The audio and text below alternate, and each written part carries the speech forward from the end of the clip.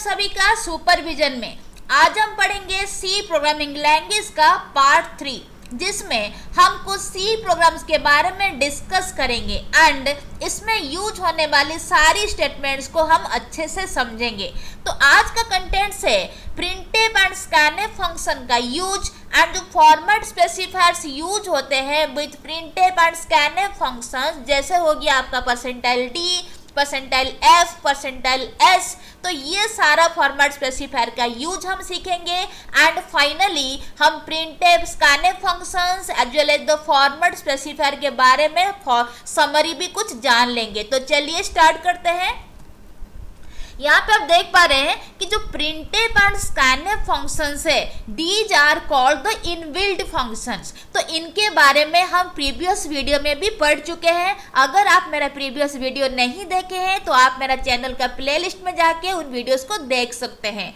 तो जो printf and scanf functions है, these are the inbuilt functions, that means कि जिसको हम रेडीमेड फंक्शन बोलते हैं। तो ये इनबिल्ट फंक्शन का मतलब क्या हो गया कि जो प्रिंटफ स्कैनफ फंक्शन है उनका कुछ प्री डिफाइंड मीनिंग है, कुछ काम करने के लिए फंक्शन रखा गया है। So that's why these are called inbuilt function. पहले से ही इनका काम डिफाइंड है, कि पहले से इनका काम स्पेसिफाइड है कि प्रिंटफ एंड स्कैनफ जो है ये यही काम ही करेंगे।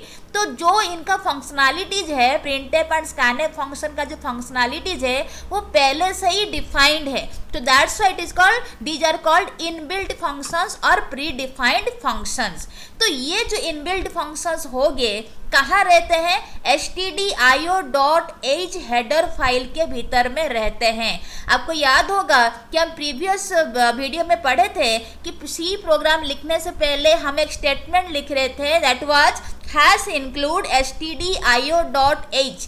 तो यहाँ पे जो stdio.h था वो क्या था? वो था हेडर फाइल। तो यहाँ पे हेडर फाइल हम कैसे पहचानेंगे कि यहाँ पे जो .h एक्सटेंशन है ये बोल रहा है कि ये एक हेडर फाइल है। एंड stdio का मतलब क्या है? Standard input output header file है।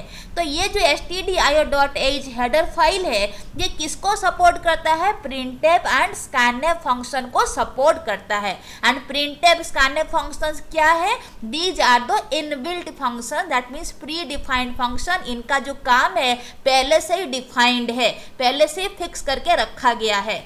एंड जो stdio.h जो हेडर फाइल होता है जिसके भीतर में हमारा स्कैनफ एंड प्रिंटफ फंक्शंस रहता है, तो उस हेडर फाइल को प्रोग्राम में कौन इंक्लूड करता है? Hash include pre processor. इसीलिए हम लिखते हैं hash include stdio.h, that means hash include जो प्री प्रोसेसर हो गया वो stdio.h हेडर फाइल को प्रोग्राम में इंक्लूड करता है, सो दैट कि इस हेडर फाइल के भीतर में जो प्रिंटफ एंड स्कैनफ फंक्शन है हम उसको एंटायर प्रोग्राम के भीतर में यूज कर सके, उनका बेनिफिट ले सके। इसीलिए हम पहले प्रोग्राम स्टार्ट होने से पहले उस स्टेटमेंट लिखा जाता है, so that the stdio.h header file should be included in the program and we can use the printf scanf function supported in that header file. तो इसको कौन इंक्लूड करता है? Hash include preprocessor. And और एक चीज है कि जो प्रिंटफ फंक्शन होता है वो आपको आउटपुट डिस्प्ले करने के लिए यूज होता है। याद रखिएगा कि हम प्रिंटफ फंक्शन यूज करते हैं टू डिस्प्ले द आउटपुट। तो ये किस तरह का आउटपुट दे सकता है? ये कैरेक्टर भी डिस्प्ले कर सकता है, string, float, integer, double, hexadecimal, कोई भी वैल्यू, कोई भी वेरिएबल का वैल्यू जो है उसको आउटपुट स्क्रीन में डिस्प्ले कर सकता है, दैट मीन्स आउटपुट के हिसाब से दे सकता है। एंड जो printf function is used with some format specifiers, ये जो चीज है फॉर्मेट स्पेसिफायर ये बहुत ही इंपॉर्टेंट है, इसको आप ध्यान रखिएगा थोड़ा। तो जो printf function is used with the format specifier, that means जो हम %d लिखते हैं, हम आगे आने वाले प्रोग्राम में पढ़ेंगे कि कैसे हम प्रोग्राम्स लिखेंगे विद द फॉर्मेट स्पेसिफायर्स। तो यहाँ पे जो %d होता है तो वहाँ पे इसका मतलब है कि हम इंटीजर वेरिएबल को डिस्प्ले कर रहे हैं।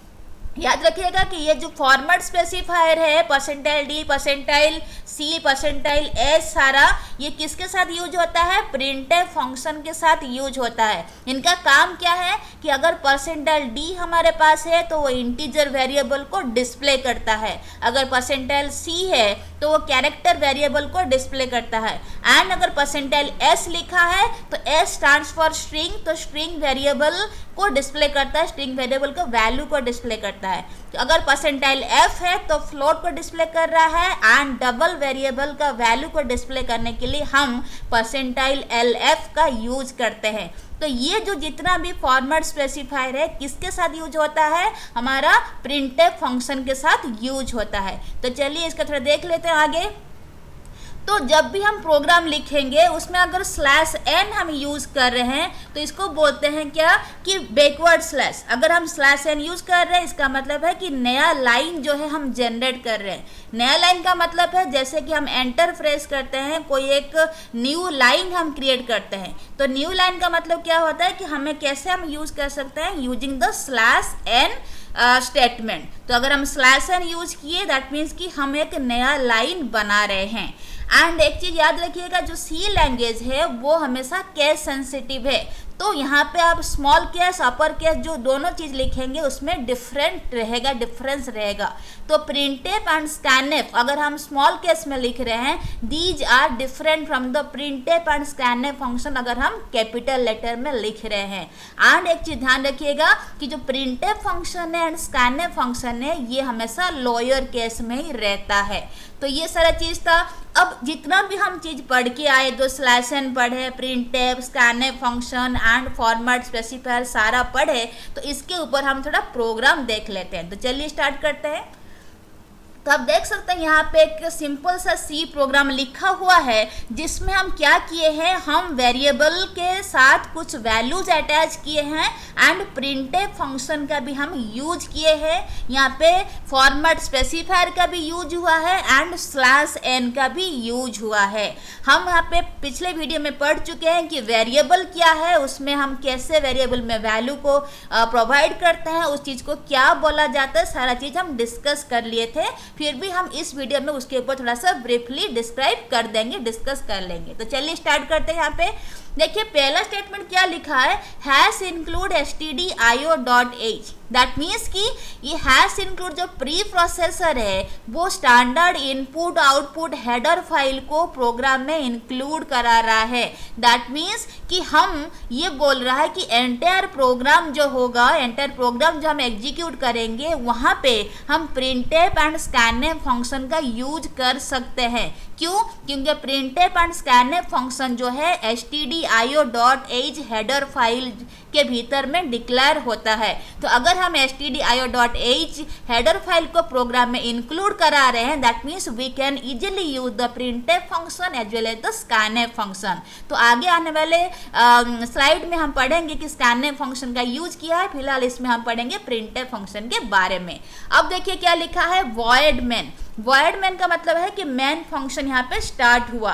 तो मेन फंक्शन के भीतर में हम जितना भी स्टेटमेंट्स लिखते हैं वो सारा चीज़ कंपाइलर एग्जीक्यूट करता है। अब ये कंपाइलर क्या हुआ, हम इसको बारे में डिस्कस भी किए थे कि compiler is nothing but a translator जो हमारा हाई लेवल लैंग्वेज को, जो हम हाई लेवल लैंग्वेज समझ पाते हैं, जो हमारा ह्यूमन रीडेबल फॉर्म का जो लैंग्वेज होता है जैसे C++ हो गया, वो सारा चीज़ को मशीन लेवल लैंग्वेज में कन्वर्ट करता है। दैट मीन 0 and 1 में कन्वर्ट करता है, क्योंकि मशीन को खाली 0 and 1 के भाषा में ही समझ में आता है। तो हम जितना भी कुछ लिखते हैं सारा चीज़ को 0 and 1 फॉर्म में कन्वर्ट करके मशीन को देता है, एंड मशीन जब एग्जीक्यूट कर लेता है उसको, तो उसका जो आउटपुट है उसको हाई लेवल लैंग्वेज में कन्वर्ट करके हमें फिर से वापस देता है। तो ये क्या है, किसका काम है? ट्रांसलेटर का काम है। जैसे आपको पता होगा, मान लीजिए कि आपको इंग्लिश आती है, मुझे इंग्लिश नहीं आती है, मुझे हिंदी आती है, तो अभी हम दोनों कैसे कम्युनिकेट करेंगे? कि मैं क्या करूँगी, एक ट्रांसलेटर हायर कर दूंगी, तो मैं जो बात हिंदी में बोलूँगी वो ट्रांसलेटर क्या करेगा, उस हिंदी को इंग्लिश में ट्रांसलेट करके आपको समझाएगा। एंड आप जो इंग्लिश में बोलोगे उस ट्रांसलेटर उस लैंग्वेज को, उस इंग्लिश लैंग्वेज को हिंदी में में कन्वर्ट करके मुझे समझाएगा। दैट मीन्स ट्रांसलेटर यहाँ पे मीडिएटर जैसा काम कर रहा है कि दोनों अलग अलग लैंग्वेज जो समझते हैं उनके भीतर में कम्युनिकेट कराने के लिए। तो सेम काम करता है यहाँ पे कंपाइलर, जो हमारा हाई लेवल लैंग्वेज को मशीन का लैंग्वेज में कन्वर्ट करता है एंड मशीन लैंग्वेज को हमारा हाई लेवल लैंग्वेज में कन्वर्ट करता है। तो यहाँ पे मेन फंक्शन के भीतर में जितना भी स्टेटमेंट्स लिखा हुआ है सारा स्टेटमेंट जो है कंपाइलर के द्वारा एग्जीक्यूट होता है। तो हम एक एक करके यहाँ पे देख लेंगे। एंड यहाँ पे एक चीज़ देख पा रहे होंगे, हर स्टेटमेंट के बाद हम सेमीकोलन यूज किए हैं। ध्यान रखिएगा कि सी प्रोग्रामिंग में each and every statement is ended with the semicolon. Semicolon नहीं देंगे तो यहाँ पे सिंटैक्स एरर आता है, तो यहाँ पे सेमीकोलन रहेगा। तो यहाँ पे हम देख रहे हैं कि वॉइड मेन जो कर्ली ब्रैकेट स्टार्ट हुआ है, यहाँ पे देखिए आप एंड भी हुआ है। देखिए यहाँ पे कि कर्ली ब्रैकेट यहाँ पे स्टार्ट हुआ, यहाँ पे एंड हुआ है। दैट मीन्स कि यहाँ पे मेन फंक्शन स्टार्ट हुआ है, यहाँ पे एंड हो गया है। तो हम यहाँ पे देख रहे हैं कि हम लिखे हैं इंट x इक्वल 20। इसका मीनिंग क्या हुआ? x एक वेरिएबल है जिसका डेटा टाइप क्या है? इंटीजर है। हमें पता है कि जो इंट कीवर्ड है वो इंटीजर वेरिएबल या फिर इंटीजर डेटा टाइप को रिप्रेजेंट करने के लिए यूज होता है। तो ये जो एंटायर स्टेटमेंट हमारा बना, इसका मतलब क्या है कि x एक वेरिएबल है जिसका डेटा टाइप क्या है? Integer. That means x variable can store integer type of value. Integer तरह का वैल्यू को स्टोर कर सकता है। तो हम यहाँ पे कितना असाइन किए? हम यहाँ पे असाइन कर दिए 20। दैट मीन्स कि x वेरिएबल में अभी कितना स्टोर है? 20 स्टोर है एंड 20 एक इंटीजर है। x 20 को एक्सेप्ट कर रहा है क्योंकि x का जो डेटा टाइप है हम उसको इंटीजर करके डिक्लेयर किए हैं। तो यहाँ पे x इक्वल 20 का मतलब है कि हम x वेरिएबल में 20 को इनिशियलाइज कर रहे हैं। तो इस स्टेटमेंट में जो x वेरिएबल है वो क्या हुआ है? इनिशियलाइज हुआ है। देन सेकंड देख लेते हैं हम, फ्लोट y इक्वल 2.5। तो y क्या हो गया? y एक वेरिएबल है जिसका डेटा टाइप क्या है? फ्लोट है। That means y variable can store float type of value. Float तरह का वैल्यू रख सकता है। तो हम कितना असाइन कर दिए है? 2.5। तो 2.5 जो फ्लोट वैल्यू क्योंकि डेसिमल पॉइंट है तो इतना हो गया। फिर नेक्स्ट देख रहे हैं कि कैरेक्टर d इक्वल a को देखिए सिंगल कोट में हम रखे हैं। तो हम पढ़ लेते हैं यहाँ पे कैरेक्टर d। तो d क्या हो गया? एक वेरिएबल का नाम है। d एक वेरिएबल का नाम है जिसका डेटा टाइप क्या है? Character. That means d can hold character type of value. d के पास कैरेक्टर तरह का वैल्यू हम दे सकते हैं। तो हम यहाँ पे सिंगल कोट के भीतर में क्या लिख रहे हैं? a लिख रहे हैं। तो सिंगल कोट के भीतर में लिखे मतलब it is treated as the character. तो a अभी क्या हो गया? कैरेक्टर हो गया। तो a को हम कहाँ पे स्टोर करा रहे हैं? d नाम का वेरिएबल में स्टोर करा रहे हैं। एंड a क्या है? कैरेक्टर टाइप का वैल्यू है। एंड d भी कैरेक्टर टाइप का वैल्यू को होल्ड कर पा रहा है क्योंकि d का जो डेटा टाइप है वो क्या है? वो है कैरेक्टर। अब नेक्स्ट देख लेते हैं हम कि character st with in square bracket 30 लिखा हुआ है। इसका मतलब क्या है कि st एक वेरिएबल है जो कैरेक्टर टाइप का है। दैट मीन्स कैरेक्टर तरह का वैल्यू होल्ड कर सकता है, लेकिन कितना कैरेक्टर का रख सकता है? 30 कैरेक्टर रख सकता है। ये चीज ध्यान में रखिएगा कि पहले जो हम लिखे थे वो था सिंगल कैरेक्टर, इसीलिए हम यहाँ पे स्क्वायर ब्रैकेट का यूज नहीं किए थे। हम सिंगल वैल्यू यहाँ पे देखिए एंटर किए थे। लेकिन जो सेकेंड चीज में हम क्या कर रहे हैं, st एक वेरिएबल ले रहे हैं जिसका डेटा टाइप हम कैरेक्टर कर रहे हैं। दैट मीन्स कि st वेरिएबल में कैरेक्टर टाइप का वैल्यू स्टोर रहेगा, लेकिन कितना रहेगा हम यहाँ पे साइज भी स्पेसिफाई किए हैं उस वेरिएबल का। दैट मीन्स कि st वेरिएबल के भीतर में मैक्सिमम 30 कैरेक्टर्स रह सकते हैं। अगर 30 कैरेक्टर्स रख रहे हैं दैट मीन्स वो क्या होता है? वो एक स्ट्रिंग होता है। तो इसीलिए हम यहाँ पे st क्या है? st एक स्ट्रिंग वेरिएबल है जिसमें 30 कैरेक्टर्स रह सकते हैं। दैट मीन्स कि वो जो स्ट्रिंग वो लेगा st वेरिएबल जो एक्सेप्ट करेगा उसमें मैक्सिमम 30 कैरेक्टर्स हम रख सकते हैं। तो यहाँ पे इक्वल करके हम कुछ वैल्यू दे दिए, हम दे मोनालिसा। तो यहाँ पे जो है 30 कैरेक्टर नहीं है, कम कैरेक्टर है, तो यहाँ पे एक्सेप्टेबल है क्योंकि हम यहाँ पे असाइन किए हैं 30, मैक्सिमम 30 से कम रह सकता है लेकिन 30 से ज़्यादा नहीं रह सकता। तो ये क्या है, ये एक स्ट्रिंग है, इसलिए हम इसको डबल कोट में रखे। अगर कैरेक्टर होता तो इसको सिंगल कोट में रखते, जो हम पहला यहाँ पे कर चुके हैं। तो इसको ये स्ट्रिंग है, कैसे पहचाने, क्योंकि ये जो वेरिएबल के साथ साइज भी स्पेसिफाई है। तो अगर साइज स्पेसिफाई नहीं होता तो हम उसको बोलते हैं कैरेक्टर। यहाँ पे हम साइज स्पेसिफाई कर दिए हैं, 30, 40, 50 कुछ भी रख रहे हैं, दैट मीन्स उस वेरिएबल में इतना कैरेक्टर्स, मैक्सिमम 30 कैरेक्टर जो है स्टोर हो सकता है, क्योंकि वेरिएबल का डेटा टाइप क्या है, कैरेक्टर है। तो नेक्स्ट पढ़ लेते हैं हम। यहाँ पे लिखा है डबल डीबी। तो डीबी क्या है, यहाँ पे एक वेरिएबल का नाम है जिसका डेटा टाइप क्या है, डबल है। दैट मीन्स डीबी वेरिएबल के भीतर में डबल तरह का वैल्यू स्टोर हो सकता है।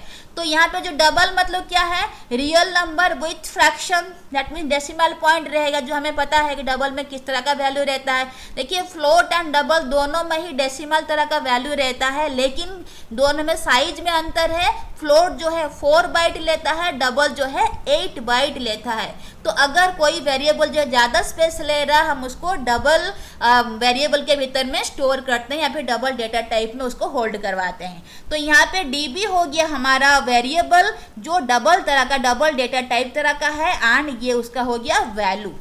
अब हम क्या किए कि वेरिएबल में हम वैल्यू तो असाइन कर दिए, अब उन वेरिएबल का जो वैल्यू है उसको डिस्प्ले कराना है। तो डिस्प्ले हम कैसे कराएंगे, हम डिस्प्ले कराने के लिए प्रिंटफ फंक्शन का यूज करते हैं। एंड प्रिंटफ फंक्शन में ब्रैकेट के भीतर में डबल कोट में जो भी लिखा रहता है वो सारा चीज डिस्प्ले होता है, जो हम प्रीवियस वीडियो में भी पढ़ चुके हैं।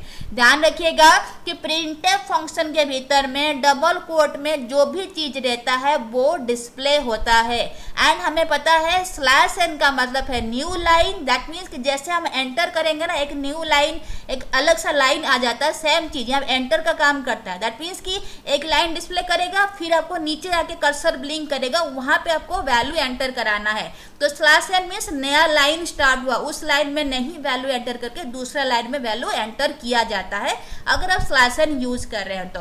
एंड यहाँ पे देखिए फॉर्मेट स्पेसिफायर का भी यूज हुआ है। परसेंटाइल डी अगर यूज है तो हम इंटीजर रखेंगे, परसेंटाइल एस जो है स्ट्रिंग के लिए होता है, परसेंटाइल एफ जो है वो फ्लोट के लिए है, एंड एलएफ जो है वो डबल के लिए यूज होता है, जो हम इसका प्रीवियस स्लाइड में पढ़ के आए।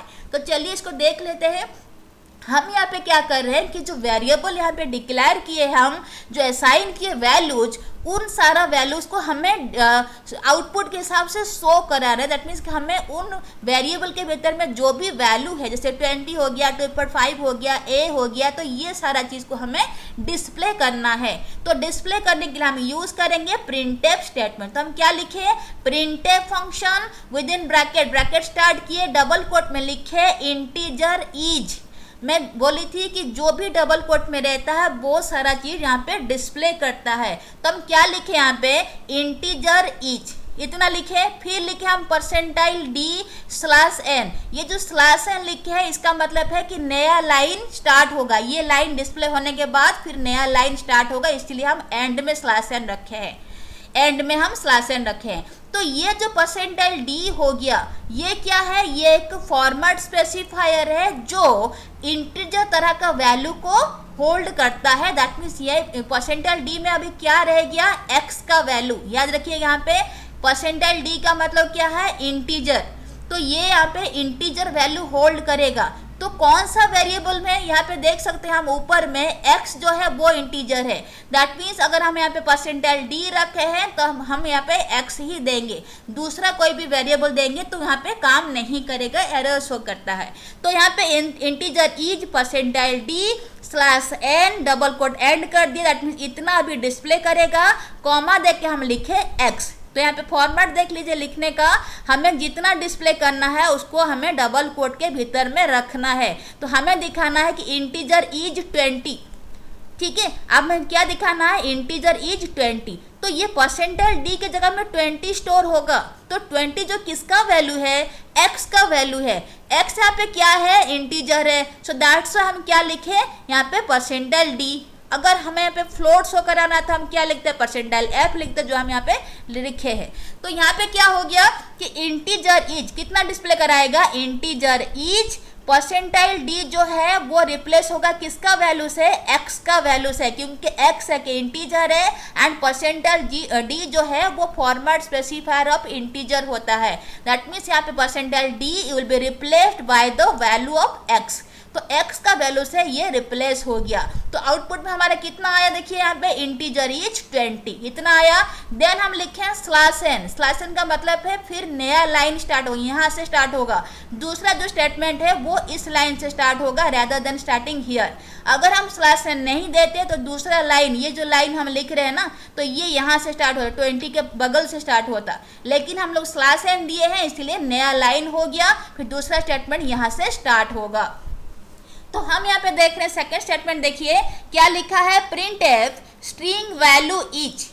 तो डबल कोट में कितना, देखिए string value each percentile S slash N, double quote यहाँ पे एंड किए, फिर हम कॉमा दिए, फिर क्या लिखे, एस टी लिखे। तो ये एस टी क्या है, एस टी वेरिएबल का नाम है। तो हम क्या देख रहे हैं, कितना दिखाएगा, string value each percentile S. तो परसेंटाइल एस में क्या रहेगा, स्ट्रिंग जो वेरिएबल हम रखे हैं उसका वैल्यू रहेगा। तो एस टी क्या है, स्ट्रिंग टाइप का वेरिएबल है, इसीलिए यहाँ पे हमें फॉर्मेट स्पेसिफायर परसेंटाइल एस को रखना पड़ा। तो string value is this much, कितना, जिसका एस टी का जितना भी वैल्यू है। तो एस टी का वैल्यू कितना है, यहाँ पे मोनालिसा है, तो क्या दिखाएगा, स्ट्रिंग वैल्यू इज मोनालिसा।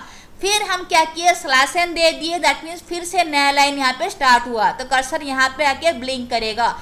तो फिर हम क्या लिखे, यहाँ पे देखिए print F double value etch, देखिए डबल कोट के भीतर हम रखे हैं यहाँ तक, क्या लिखे, डबल वैल्यू इच, इतना दिखाएगा क्या, परसेंटाइल एलएफ। तो परसेंटाइल एलएफ का मतलब क्या है, एक फॉर्मेट स्पेसिफायर है जो वेरिएबल का वैल्यू को होल्ड करता है डिस्प्ले करने के लिए। तो कौन सा वेरिएबल का वैल्यू को होल्ड करेगा, कॉमा के बाद हम जिस वेरिएबल का नाम लिखे हैं। तो कौन सा वेरिएबल का नाम लिखे, हम डीबी का नाम लिखे हैं। तो डीबी जो वेरिएबल है किस तरह का है, डबल तरह का है, तो इसीलिए यह जो एलएफ है वो भी डबल तरह का ही हम बिठाए। तो क्या दिखाएगा कि डबल वैल्यू इच। तो ये जो परसेंटाइल एलएफ है वो किसका वैल्यू से रिप्लेस होगा, डीबी वेरिएबल में जितना भी वैल्यू हम दिए हैं उस वैल्यू से ये चीज रिप्लेस हो जाएगा। तो कितना आएगा हमारा आउटपुट कि डबल वैल्यू इच 23.5678 इतना आ गया। अब देखिए यहाँ पे 2 बार स्लैश एन दिया हुआ है, हमें पता है कि स्लैश एन का मतलब है न्यू लाइन है, दैट मीन्स कि एक बार enter, slash N is equal to एक बार एंटर, दैट मीन्स एक बार एंटर में से हम नीचे आते हैं, स्लैश एन का मतलब भी वही है, नया लाइन क्रिएट करता है। तो दो नया लाइन यहाँ पे क्रिएट हो, दैट मीन्स 2 बार एंटर देना पड़ेगा, तो इसलिए स्पेस जो है यहाँ पे देखिए ज़्यादा हो गया है। अगर 3-4 बार एंटर देते या फिर स्लैश एन लिखते तो यहाँ पे भी लाइन जो है और थोड़ा नीचे आ जाता। ध्यान रखिएगा कि हम जितना बार स्लैश एन यूज करेंगे उतना स्पेस बढ़ जाता है, दैट मीन्स उतना बार हम नया लाइन जो है क्रिएट कर देते हैं। तो स्लैश एन का मतलब है नया लाइन क्रिएट करना। अगर हम 2 बार 3 बार 4 बार भी स्लैश एन यूज कर सकते हैं, कितना बार भी चाहे यूज कर सकते हैं, उतना नया लाइन क्रिएट हो जाता है, दैट मीन्स उतना जो स्पेस है वो बढ़ जाता है। तो नेक्स्ट देखिए क्या लिखे हैं, printf float value is percentile F slash N, then double quote लिखे हैं कॉमा वाई।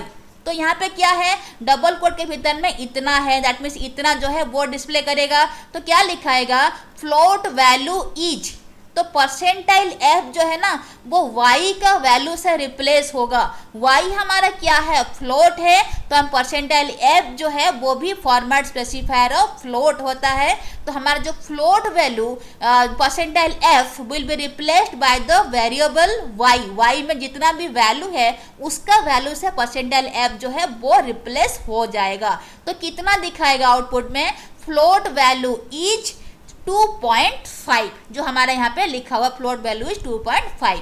देन देखिए यहाँ पे कितना लिखा है, स्लैश एन। तो स्लैश एन का मतलब क्या होता है, नया लाइन, दैट मीन्स फिर से नया लाइन आ गया, यहाँ से आउटपुट दिखना शुरू होगा। तो क्या लिखा है देखिए कि the print F the value of character is percentile C D. तो यहाँ पे देखिए यहाँ पे तो value of character is percentile C. तो परसेंटाइल सी में क्या रहेगा, डी का जो वैल्यू है वो आके परसेंटाइल सी में रहेगा। दैट मीन्स कहने का मतलब है कि percentile C will be replaced by the value stored in the variable D. तो डी में कितना स्टोर है, डी में ए स्टोर है। तो ए जो है क्या है, कैरेक्टर है। हम यहाँ पे देख रहे हैं डी का जो डेटा टाइप है वो क्या है, कैरेक्टर है। तो यहाँ पे हम लिखे हैं डी, दैट मीन्स डी में जितना भी वैल्यू है उसको होल्ड करने के लिए हमें कैरेक्टर तरह का फॉर्मेट स्पेसिफायर चाहिए। तो हम यहाँ पे क्या लिखे, परसेंटाइल सी कॉमा के बाद डी लिख दे, that means the value of the character is A, क्योंकि डी में कितना है, डी में ए है। तो अभी इतना था हमारा प्रोग्राम। हम क्या किए, जो मेन फंक्शन स्टार्ट किए थे यहाँ पे उसको क्लोज करवा दिए। तो अब देख सकते हैं यहाँ पे जो आउटपुट्स गिवन है, जो मैं अभी समझा के आई वो सारा चीज मैं लिख दी हूँ कि percentile D is replaced by the integer variable x. यहाँ पे देखिए, यहाँ पे percentile D will be replaced bye x, percentile S जो है replaced by S T and so on, ऐसा करके हम लिख दिए हैं। तो ये था प्रोग्राम एंड उसका output with the explanation of each and every statement. I think आपको समझ में आया होगा। चलिए नेक्स्ट पढ़ लेते हैं। Next is scanf function. तो प्रिंटएफ हम देखें कि प्रिंटएफ फंक्शन आउटपुट को डिस्प्ले करने के लिए यूज होता है एंड ये स्कैनएफ फंक्शन जो है यूजर से इनपुट लेने के लिए यूज होता है। दैट मीन जो हम जब यूज करते हैं, हम जो कोई भी वेरिएबल का वैल्यू देते हैं तो उस वैल्यू को एक्सेप्ट करने के लिए, रीड करने के लिए हम स्कैनएफ फंक्शन यूज करते हैं। That mean the scanf function can read various types of values from the keyboard. हम जो कीबोर्ड से वैल्यू एंटर करते हैं, चाहे वो कैरेक्टर टाइप का हो, स्ट्रिंग टाइप का हो, फ्लोट टाइप का हो, तो वो सारा जो वैल्यूज है तो वो स्कैनएफ फंक्शन जो है वो एक्सेप्ट कर लेता है। एंड जो फॉर्मेट स्पेसिफायर्स है जो हम प्रिंटएफ स्टेटमेंट के साथ यूज किए, सारा फॉर्मेट स्पेसिफायर स्कैनएफ फंक्शन के साथ भी यूज होता है। तो चलिए देख लेते हैं कैसे हम यूज कर सकते हैं। तो यहाँ पर देखिए एक प्रोग्राम जिसमें हम printf function and scanf function दोनों का यूज किए हैं with the format specifier /n main function, सब कुछ यहाँ पे है। तो चलिए इसको पढ़ लेते हैं, समझ लेते हैं क्या होगा। कि पहला देखिए क्या लिखा हुआ है, हैश इंक्लूड stdio.h, जो हम समझ सके हैं। तो यहाँ पे हैश इंक्लूड जो प्री प्रोसेसर है क्या किया है कि standard input output header file को एंटायर प्रोग्राम में इंक्लूड किया है so that we can use the printf function and scanf function, क्योंकि standard input output header file जो है ये दोनों फंक्शन को सपोर्ट करता है। तो यहाँ पे स्टार्ट हुआ हमारा मेन फंक्शन। तो मेन फंक्शन का बॉडी यहाँ से स्टार्ट हुआ, यहाँ पे क्लोज कर रहा, देखिए यहाँ पे कर्ली ब्रैकेट स्टार्ट होके क्लोज हो गया है। तो मेन फंक्शन के भीतर में जो भी स्टेटमेंट्स रहता है उसको कंपाइलर एग्जीक्यूट करता है। तो हम यहाँ पे देख लेते हैं कि क्या क्या स्टेटमेंट है। हम देखिए यहाँ पे कैरेक्टर x लिखे हैं, दैट मीन्स कि x एक वेरिएबल है जिसका डेटा टाइप क्या है, कैरेक्टर है। दैट मीन्स कि x के भीतर में अगर हम वैल्यू को असाइन करेंगे उसमें कैरेक्टर तरह का वैल्यू को ही असाइन कर पाएंगे। दैट मीन्स कि A B C D ये सारा चीज़ जो है हम यहाँ पे असाइन कर पाएंगे विथ सिंगल कोट। तो यहाँ पे हम क्या किए, x वेरिएबल को डिक्लेयर किए हैं। अगर हम यहाँ पे वैल्यू दे देते हैं तो उसको हम बोलते हैं इनिशियलाइजेशन ऑफ x वेरिएबल। तो यहाँ पे हम वैल्यू नहीं दिए हैं इसलिए हम x वेरिएबल को बोल रहे हैं कि क्या है, कि ये डिक्लेयर हुआ है। नेक्स्ट हम देखते हैं कि character x1 with in square bracket 50 लिखा हुआ है। मीनिंग क्या हो गया कि x1 एक वेरिएबल है जिसमें कैरेक्टर तरह का वैल्यू स्टोर हो सकता है एंड कितना स्टोर हो सकता है, यहाँ पे इसका साइज भी स्पेसिफाई है। कितना स्टोर होगा कि मैक्सिमम 50 कैरेक्टर जो है वो x1 वेरिएबल के भीतर में स्टोर हो सकता है। अगर मोर देन 1 कैरेक्टर हो रहा है तो हम किस में काउंट करते हैं, उसको स्ट्रिंग में काउंट करते हैं। दैट मीन्स x1 क्या है, एक स्ट्रिंग तरह का वेरिएबल है जिसमें मोर देन 1 कैरेक्टर, जैसे यहाँ पे हम 50 स्पेसिफाई किए हैं, 50 कैरेक्टर तक रह सकता है। That means x1 is nothing but a string variable. तो नेक्स्ट देख लेते हैं हम क्या लिखा हुआ है कि printf enter value of character. तो हमें पता है कि प्रिंटएफ के भीतर में जो भी रहता है डबल कोट के भीतर में हम उसको डिस्प्ले कराते हैं। तो यहाँ पे डबल कोट में क्या है कि एंटर वैल्यू ऑफ कैरेक्टर। तो आपको आउटपुट में क्या दिखाएगा, एंटर वैल्यू ऑफ कैरेक्टर, यहाँ पे देख पा रहे हैं। यहाँ पे /n का मतलब क्या होता है, नया लाइन। तो इतना लिखने के बाद जो कर्सर है आपको नया लाइन में यहाँ पे ब्लिंक करेगा, यहाँ ब्लिंक करेगा। तो ये तो हो गया कि आपको यूजर को बता रहा है कि आप जो है कैरेक्टर एंटर करिए। आप चाहे ये प्रिंटफ स्टेटमेंट को नहीं भी दे सकते, ये ऑप्शनल है, लेकिन हम इसको देना जरूरी समझेंगे, क्योंकि इसको देने से ना आप थोड़ा सा इजी कन्वीनियंट हो जाता है कि यूजर पता चलता है कि ये हमें कैरेक्टर का वैल्यू जो है मांग रहा है। तो इसीलिए आप जब भी प्रोग्राम लिखेंगे इसको भी इंक्लूड करिए, सो दैट ये इजी होता है हमें जब आउटपुट डिस्प्ले करना होता है ना, हम जो रन करते हैं इस प्रोग्राम को टर्बो सी या फिर टर्बो सी प्लस जब रन करते हैं, तो ये चीज़ हमें आउटपुट के हिसाब से दिखाता है कि हमें स्क्रीन में दिखाएगा एंटर वैल्यू ऑफ कैरेक्टर। तो हमारे लिए समझना वो इजी हो जाता है कि अभी हमें कैरेक्टर वैल्यू को एंटर करना है। तो इसको आप, मेरा सजेशन रहेगा कि आप इसको जरूर लिखें। देन हम क्या लिख रहे हैं कि स्कैनएफ। अब स्कैनएफ फंक्शन क्या करेगा कि ये जो है इनपुट को लेगा या फिर इनपुट को रीड कराएगा। तो देखिए यहाँ पे क्या लिखा हुआ है, परसेंटाइल सी। परसेंटाइल सी क्या है, फॉर्मेट स्पेसिफायर है। तो यहाँ पे क्या करेगा कि यहाँ पे format specifier in scanf is use to receive the entered value. जो वैल्यू हम वेरिएबल को दिए हैं तो उस वैल्यू को रिसीव करने में हेल्प करता है एंड कहाँ स्टोर कराता है, उस वेरिएबल का मेमोरी स्पेस में या फिर एड्रेस में स्टोर कराता है। इसीलिए यहाँ पे वेरिएबल के साथ हम एम्परसेंड जोड़ते हैं।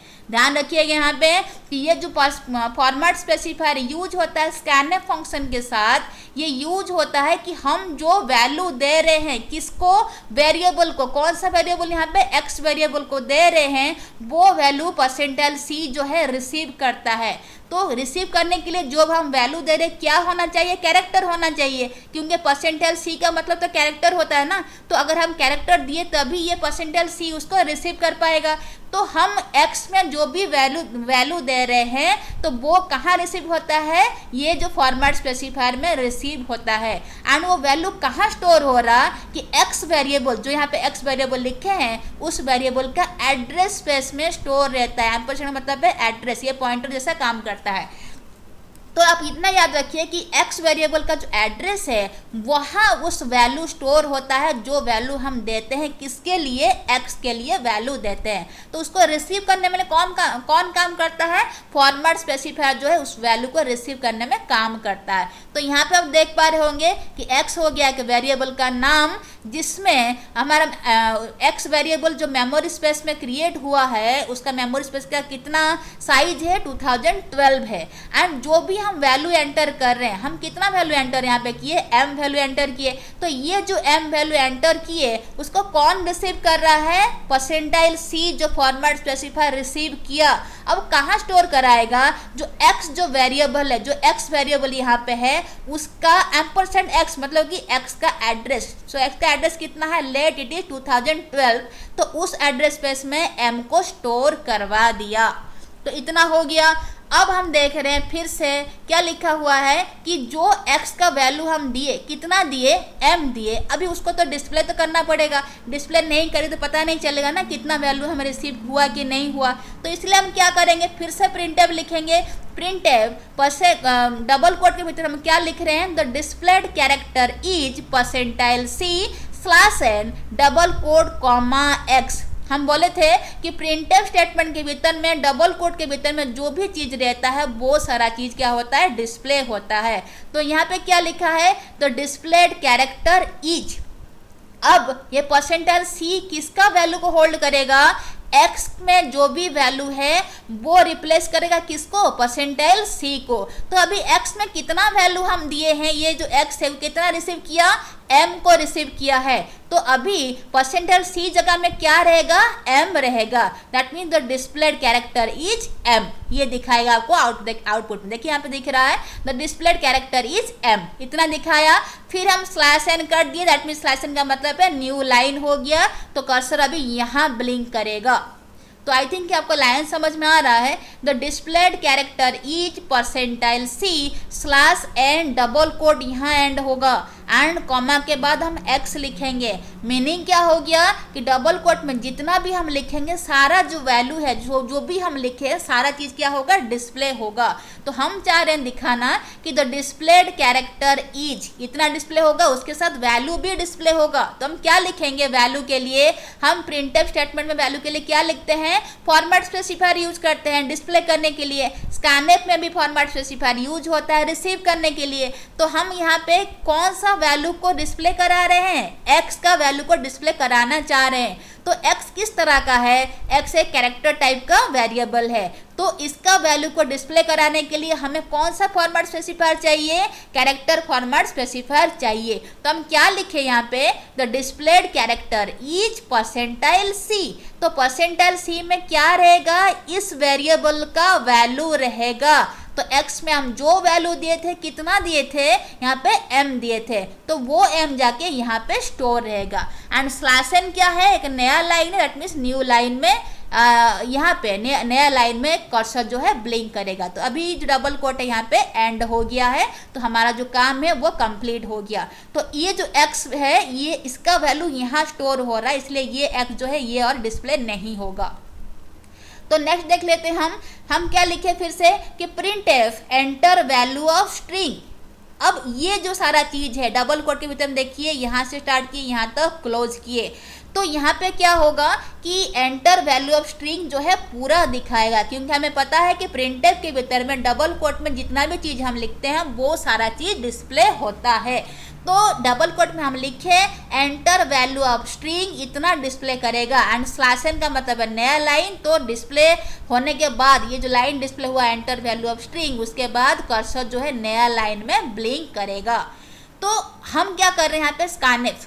तो स्कैनफ का मतलब क्या हो गया, यहाँ पे स्कैनफ मतलब कि इनपुट लेता है। किसका इनपुट लेता है, x1 वेरिएबल का इनपुट लेगा।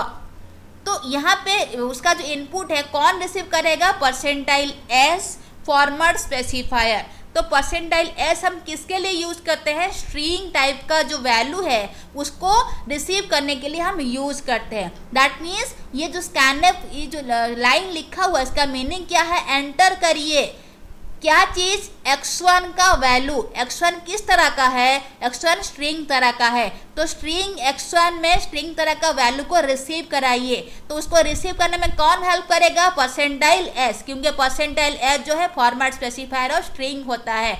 तो ये परसेंटाइल s जो है x1 में हम जितना भी वैल्यू एंटर करेंगे वो सारा चीज को वो परसेंटाइल s जो है रिसीव करेगा। रिसीव करके कहाँ स्टोर कराएगा कि x1 वेरिएबल का एड्रेस स्पेस में या फिर मेमोरी स्पेस में स्टोर कराएगा, जैसे कि हम प्रीवियस में देख के आए थे। तो यहाँ पे रहेगा x1, उसका कुछ मेमोरी स्पेस रहेगा, उसके भीतर में हम जो भी वैल्यू एंटर कर रहे हैं तो वो वैल्यू को हम स्टोर कराएंगे। तो हम कितना वैल्यू एंटर करा रहे हैं, हम मोना एंटर करा रहे हैं, क्योंकि मोना क्या है, एक स्ट्रिंग है, combination of more than one character है।